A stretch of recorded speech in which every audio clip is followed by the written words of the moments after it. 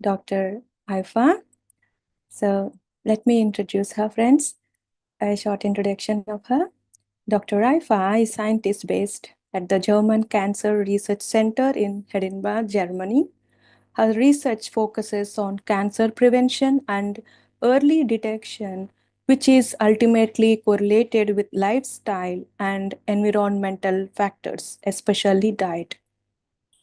She will discuss the importance of a plant-based diet for disease prevention, health, and also the importance of plant-based eating for our planet Mother Earth. So, Dr. Raifa, over to you. Thank you, Sarada. Good afternoon, everybody. It's wonderful to be here and share my knowledge with you today. And I have a couple of slides I'm going to share, but I can first give a short introduction and also tell a little bit about my personal story, as the last speaker did, because I think I can relate a lot with that. And indeed, food is energy. Everything in this world is energy, and that's why it's so vital to live in this way, in a vegetarian way, having a plant-based diet. And me too, I come from a country and a culture where meat is very much central to the meal and to the culture. And I grew up that way. And vegetables are more kind of like something small on the side, but not seen as so important, which is really crazy when you think about it. And when I met my husband now 15 years ago, he's from India and he has been a long life vegetarian. And this was the first time I actually started to question my diet, because obviously, when we started meeting more and cooking together, it made less and less sense for me to be having meat and influence, or trying to, like, having this bit of conflict and clash within myself. And then slowly I started to also meditate and get more into spirituality. And I think all of us here who meditate, you realize that it just doesn't resonate with you to eat meat and animals. And more you become empathetic to all living beings. So I think probably most people here today can also understand this. And also, I'm a cancer scientist. So for the last 10 to 15 years, I've also been researching in cancer. And there is just so much evidence now that a plant-based diet is so vital for overall health. And that's what I'm going to talk about today. I can share my slides.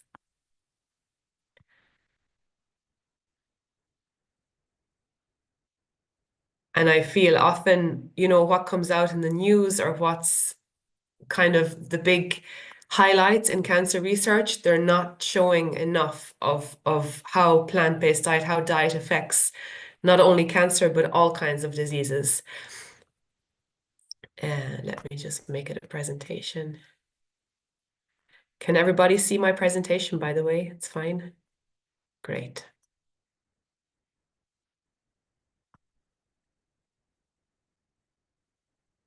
Great. So the last speaker talked a lot about energy, and now I want to also support what she was saying with some of the real hard scientific evidence of why a plant-based diet is really, really good for our health. Because, Mother Earth has given us everything. It has given us all of these wonderful plants, and everything from the earth that we consume is all we ever need to live a fully enriching, healthy life. Plants are full of so many vital vitamins and minerals that are so important for our health, our development, our growth. They're also full of fiber, for example, and fiber is so essential to prevent all kinds of diseases and to support your gut and your digestion. And also, if you think back, before we were industrialized, before we even started eating meat, Homo sapiens as a species, they started with, berries, nuts, things from the land, and that's what our bodies are designed to use and utilize for us to live our best lives. So it's natural to eat a plant-based diet. Another massive advantage of eating plants are they're full of antioxidants. And you might have heard about antioxidants in the wellness health industry. So basically, when your DNA or your cells get damaged, they produce lots of what are called free radicals or oxygen. And these are very, very reactive and they go on to cause more and more damage. And it's a cascade that occurs. So when your diet is rich in antioxidants, which we get from plants, it blocks these reactions and therefore protects your DNA from being damaged and protects your cells and keeps them healthy and strong and fit. And as I mentioned, I'm a cancer researcher. So for me, this is a really big topic in my research, trying to understand also how plants can help to prevent cancer. And because of all of the wonderful components in plants, they really do. And there's a lot of research also backing this up now. For example, plants have lots of phytochemicals, so they're very, very important compounds which we only find in plants. For example, they're due to the coloring. So, for example, in carrots or sweet potatoes, we have a lot of beta carotene, or for example, in turmeric or haldi. It's very bright yellow, and they're the phytochemicals which really, really help and support our body, especially to fight inflammation and again, protecting our cells from damage and from going array. And again, as I mentioned before, antioxidants, plants are full of antioxidants, which really block cancer growth from happening in the first place and from the actual cancer cells from growing further. And finally, also, plants are super important for hormonal balance. And I think it's very clear also that hormone imbalance is directly linked to cancer and other diseases. So when your diet is full of plants, varieties of different plants, it helps to balance all of your hormones, balance out your body and your system so that you don't actually ever face these horrible diseases. And in particular, I think this is not highlighted enough at all that actually meat really does cause cancer. And this is now, there's very good evidence. It's very clear. Even processed meat has been classed as a WHO Group 1 carcinogen, which means it's proven to cause cancer. And this is in the same class, for example, as tobacco. And I mean, it's clear to everybody tobacco causes cancer, but is it clear to everybody that meat causes cancer in the same way? And I don't believe it is. And I mean, for example, if you buy a packet of cigarettes, nowadays they have big stickers on the packet, big warnings, they make them very expensive and try to do all kind of tricks so that people won't actually want to buy cigarettes. So why don't they do the same thing for meat? Why are children, for example, in schools and kindergartens eating processed meat is really I can't fathom why this is the case still when we know that processed meat is causing cancer. Also, red meat is a carcinogen.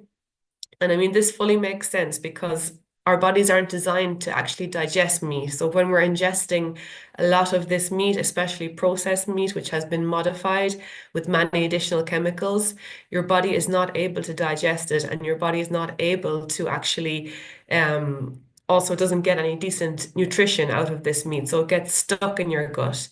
And there it causes so much inflammation, so much issues. And eventually this leads to all kind of diseases, including cancer.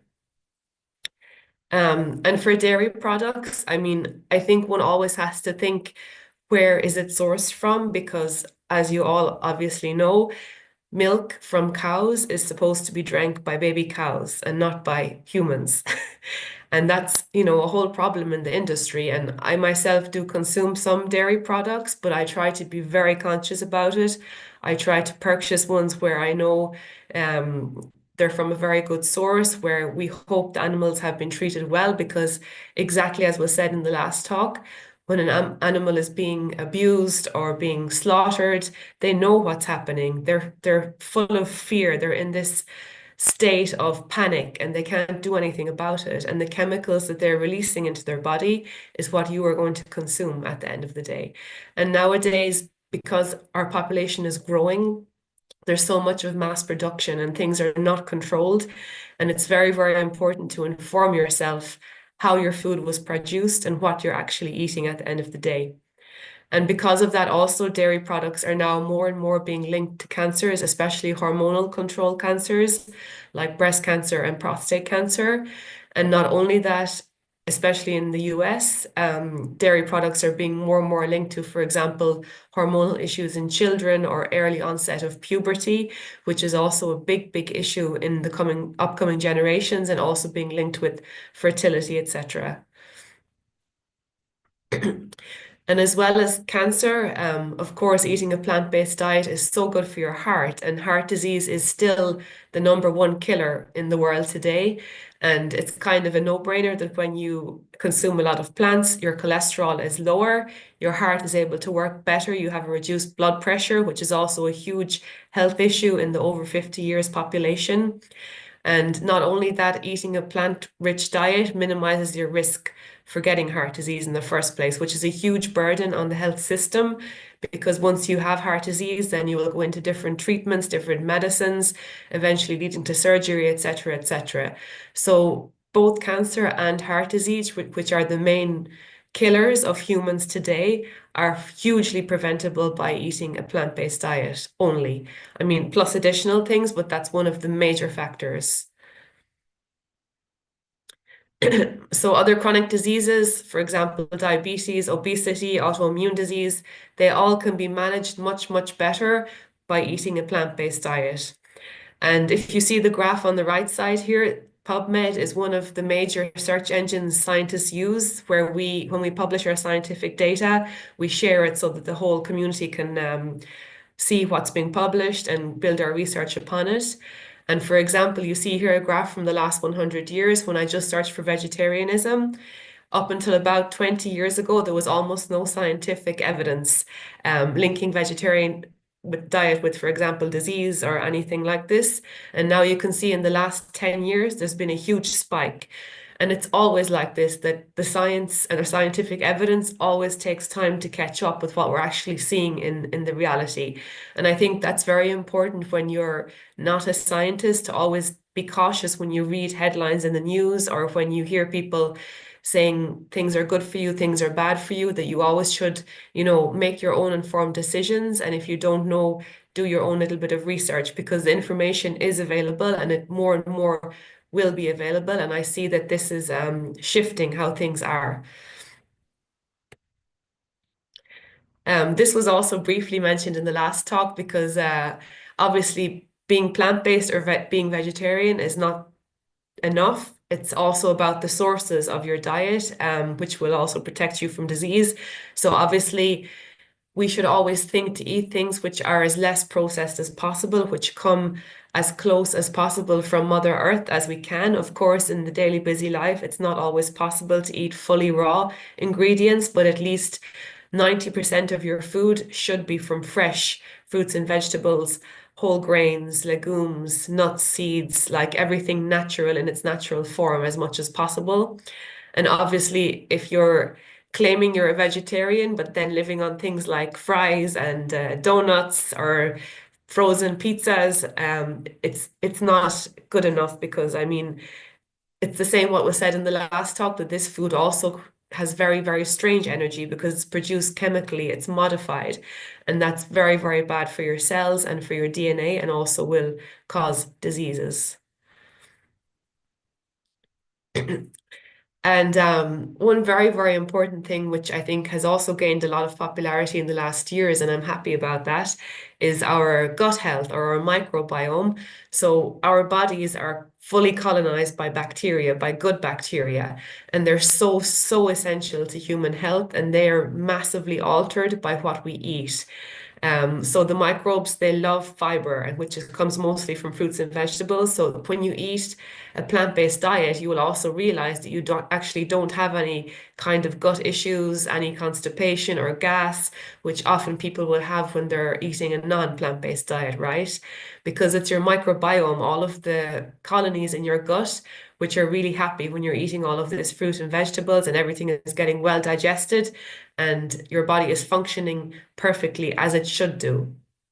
And obviously, this also improves your digestion and helps in all of your overall health. And this is something also very much connected with your immune system.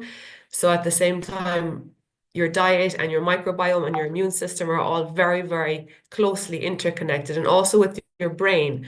So again, if you're not eating a plant-based diet, you will have symptoms of this. You will have a lot of problems. And once you start to switch to a plant-based diet, over some time, you will realize how more vital you feel, how much more energy you have, how your skin glows, right? And you're free from disease, free from pains, you have clarity, and it's really the only way to live a really fully long, happy life and healthy life without disease. I also wanted to touch about sustainability because I think this is very good that also because of our planet suffering, unfortunately, people are waking up that we can't keep going on the way we're going on. And this graph on the left represents the different kind of diets. So you have the meat lover, sorry, I can't see it fully now, but basically, um, this is the carbon footprint per diet. And you can see the worst is the meat lover with the massive contribution coming from meat eating. And as you go down the way from to vegetarian to vegan, you see that they have much, much less carbon footprint. So if you don't do it for your health or for spirituality, at least, think about how you can help our Mother Earth, who has given us everything actually, and we're abusing her so much, and this is not sustainable. It's not going to last. So just by changing your diet to a more plant-based diet, you already halve your carbon emissions. This also conserves so much water because farming and agriculture of animals requires so much of water, also land. Plant-based diet massively reduces pollution as well, and of course protects the biodiversity because nowadays, with so much of land needed for farming, for agriculture, the land which was rich with different kinds of plants and animals is being stripped away, and this is really ruining Mother Earth. And a couple of years ago, this huge study came out. It's called the Planetary Health Diet. And basically, they assessed how we can actually sustain our planet and also sustain human health, right? So it has a double two goals. And they made a nice picture of this plate. And this is the ideal scenario that the whole world should be following. Of course, it can be adapted depending on where you live and all, but in general, as you can see, most of the plate should be plant-based.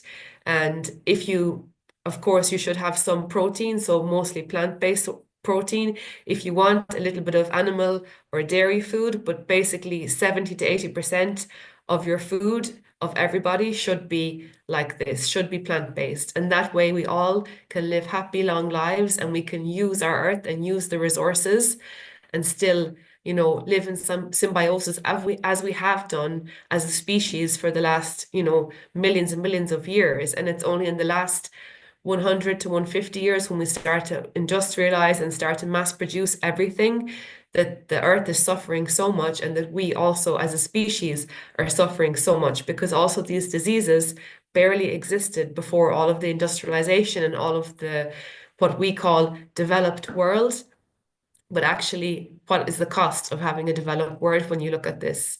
So this is my last slide, and I hope I wasn't too serious, but I hope I could at least, give across my message that really coming to a doctor with a disease, it's already too late because there's so much that we can do before that to prevent actually reaching that stage. And I believe that's the way forward. And as a cancer scientist, people always ask me, when will there be a cure for cancer?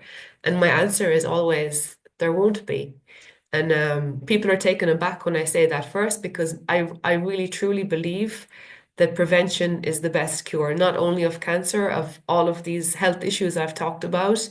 And not only prevention is the best cure for our health, but also for the health of our planet and for our future generations who are coming after us, that they have something left. So I will leave you with this all. Thank you very much for listening to me, and I wish you a wonderful event for the rest of today.